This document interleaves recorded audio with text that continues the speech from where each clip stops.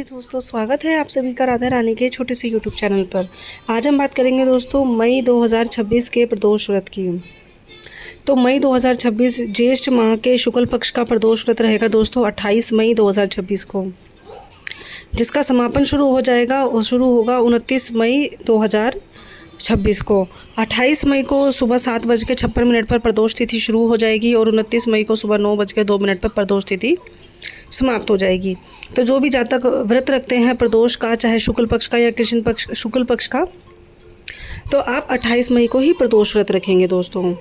तो दोस्तों प्रदोष व्रत क्या होता है, क्यों होता है, कैसे रखा जाता है, ये मैं आपको वीडियो के आगे बताऊंगी। आप मेरी वीडियो को एंड तक देखिएगा। वीडियो में बताए गए कुछ उपाय पसंद आए, अच्छे लगे तो चैनल को लाइक शेयर सब्सक्राइब ज़रूर कीजिएगा। तो दोस्तों आप सभी को पता होगा कि यह जो साल है हमारा, जो महीना है अधिक का महीना है, पुरुषोत्तम महीना है। तो अपने आप में इस महीने में आने वाले जितने भी व्रत हैं, पूजा पाठ है, तीज त्यौहार है, वो बेहद ही बड़े अपने आप में साबित हो जाते हैं। तो प्रदोष व्रत जो होता है दोस्तों, वैसे तो जैसे हमारी हर महीने एकादशी 2 बार आती है शुक्ल पक्ष और कृष्ण पक्ष के बाद, ऐसे ही प्रदोष व्रत भी 2 बार आता है शुक्ल पक्ष और कृष्ण पक्ष के बाद। लेकिन जो ये पुरुषोत्तम व्रत है, यह शुक्ल पक्ष का पुरुषोत्तम प्रदोष व्रत है, जो कि बृहस्पतिवार को रखा जाएगा, जो कि अपने आप में बेहद ही बड़ा साबित होने वाला है। आप चाहे पूरे साल किसी भी प्रदोष व्रत की पूजा पाठ ना करें या व्रत ना करें, लेकिन कल का व्रत आप ज़रूर रखिएगा, जो कि पुरुषोत्तम प्रदोष व्रत रहेगा। यह 3 साल में एक बार आया है और आगे भी 3 साल के बाद ही आएगा। तो इस व्रत में आपको क्या करना होता है दोस्तों, सुबह सुबह नहा धोकर स्नान आदि करके अपने घर का चौखा आंगन साफ़ सफाई कर लीजिए। भगवान शिव की एक प्रतिमा रखिए, लाल कपड़ा बिछाइए। सबसे पहले भगवान शिव की प्रतिमा आपके पास हो, आपके मंदिर में आप रखिए। आपके पास भगवान शिव का शिवलिंग है, चाहे वह किसी भी चीज़ का है, वह रखिए।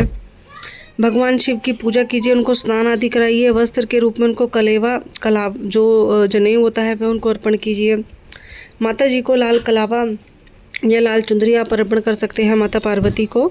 श्रृंगार का सामान आप अपने सामर्थ्य के हिसाब से उनको, चाहे बिंदी हो, लिपस्टिक हो, नेल पेंट हो, या कुछ भी आपके पास हो, वह आप उनको अर्पित कर सकते हो। इसके बाद क्या होगा दोस्तों, आपको भगवान शिव की पूजा में पीले फूल, लाल फूल उनको अर्पित करने हैं। पीले लाल फूल के बाद आप उनको मिठाई अर्पित कर सकते हो, मीठे से बना कोई भी व्यंजन आप उनको अर्पित कर सकते हो। आप उनके उसके बाद आरती उतारिए, पूजा कीजिए। भगवान श्री शिव जी की चालीसा करिए। आप उनके मंत्रों का जाप कर सकते हैं, नमः शिवाय, ओम नमः शिवाय, श्री शिवाय नमस्तुभ्यम। और ऐसे करके आप अपना पूरा व्रत रख सकते हैं। सारा दिन आपको बिना आहार के रहना होता है। आप एक समय ही इसमें आपको अन्न आहार खाना होता है। तो जैसे आप दिन में तो आप फल फ्रूट खा के रह सकते हैं, लेकिन शाम के समय जब आप भोजन करेंगे, अन्न खाएंगे, तो आप ध्यान रखिएगा आपके भोजन में किसी भी प्रकार का नमक, सेंधा नमक या टाटा नमक, कोई भी नमक अवेलेबल नहीं होना चाहिए। क्योंकि प्रदोष का जो व्रत होता है वह पूरा व्रत तभी समान होता है, तभी पूरा होता है जब हम बिना नमक का भोजन खाते हैं। आप मीठा अन्न खा सकते हैं, जैसे गेहूं के आटे की बनी रोटियां, पूड़ियां, खीर से आप खा सकते हो, और हलवा बना के आप खा सकते हो। कोई भी मतलब मीठे से बना आप कोई भी भोजन खा सकते हो, उसमें कोई प्रॉब्लम नहीं है, लेकिन आप नमक मिर्च वाला खाना नहीं खा सकते।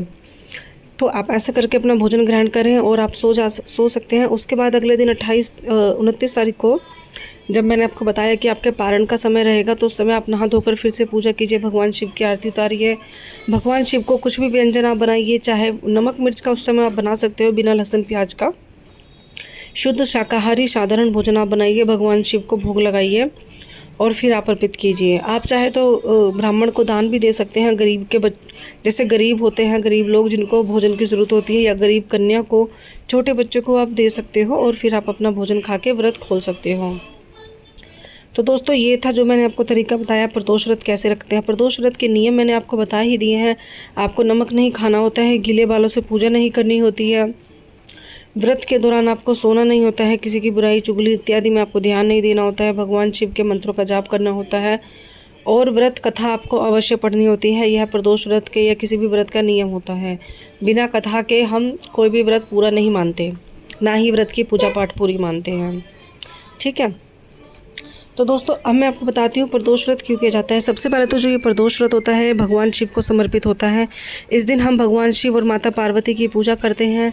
ऐसा कहा जाता है कलयुग काल में जो भी जातक भगवान शिव और माता पार्वती की पूजा करता है, वह प्रदोष का व्रत रखता है, प्रदोष काल में उनकी पूजा करता है, उसके जीवन में कभी भी कोई परेशानी नहीं आती, कभी भी कोई दुख संकट नहीं आते, कभी कोई बाधा नहीं आती। भगवान उनके जीवन के सभी रास्तों को आसानी से खोल देते हैं। तो दोस्तों ये है आपके प्रदोष का जो कैसे होता है, क्यों होता है, मैंने आपको बता दिया है। भगवान शिव की पूजा जरूर कीजिएगा, भगवान शिव की चालीसा ज़रूर पढ़िएगा, व्रत कथा ज़रूर पढ़िएगा। एक बार ना भी बन पड़े, कुछ भी ना हो सके तो आप भगवान शिव के मंत्रों का 11, 21, 31, 51, 108 बार जाप जरूर कीजिएगा।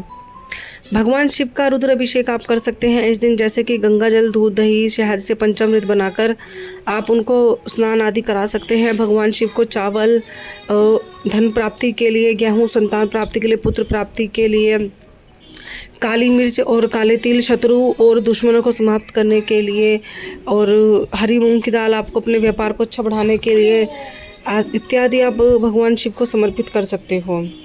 तो दोस्तों ऐसे करके आप अपना ये प्रदोष का व्रत बृहस्पतिवार प्रदोष व्रत रख सकते हैं। अब मैं आपको बताती हूँ दोस्तों, जो ये प्रदोष व्रत होते हैं हमारे हर वार आते हैं। जैसे कल बृहस्पतिवार का प्रदोष व्रत है, पहले बुधवार का आया था, तो जितने भी वार पे ये प्रदोष व्रत आते हैं उन सब का एक अपना अलग अलग महत्व होता है। तो जैसे कि हर वार को, सोमवार को प्रदोष व्रत सोम प्रदोष व्रत, मंगलवार का प्रदोष व्रत मंगल या भूम प्रदोष व्रत, बुधवार का बुध, तो जैसे कल वीरवार का प्रदोष व्रत है दोस्तों, तो यह हमारे सबसे पहले तो गुरुवार का है, तो हमारे जीवन में गुरु को मजबूत करता है। गुरुवार को बृहस्पति देव को मजबूत करता है, साथ ही साथ भगवान शिव की कृपा हमें प्राप्त होती है। इससे हमारे जीवन में बुद्धि का विकास होता है, संतान की प्राप्ति होती है। जिन जातकों के जीवन में शादी को लेकर रुकावट आ रही है उनकी समस्या दूर हो जाती हैं, दुश्मनों का नाश होता है दोस्तों। तो सभी जातकों को प्रदोष का व्रत ज़रूर करना चाहिए। अगर नहीं कर पाते हैं तो प्रदोष काल हमारा शाम के समय सूरज छुपने से 45 मिनट पहले और उसके बाद का होता है। तो प्रदोष काल में अपना व्रत आप पूजा करें, भगवान शिव के मंदिर में एक दिया जला कर आएँ, या बेलपत्र के पेड़ के नीचे, शमी के पेड़ के नीचे, पीपल के पेड़ के नीचे, बट के पेड़ के नीचे, आंवले के पेड़ के नीचे आप एक दीवा ज़रूर जलाएँ। भगवान शिव के चौखट पे, शिवलिंग पे आप दीवा ज़रूर जलाएं।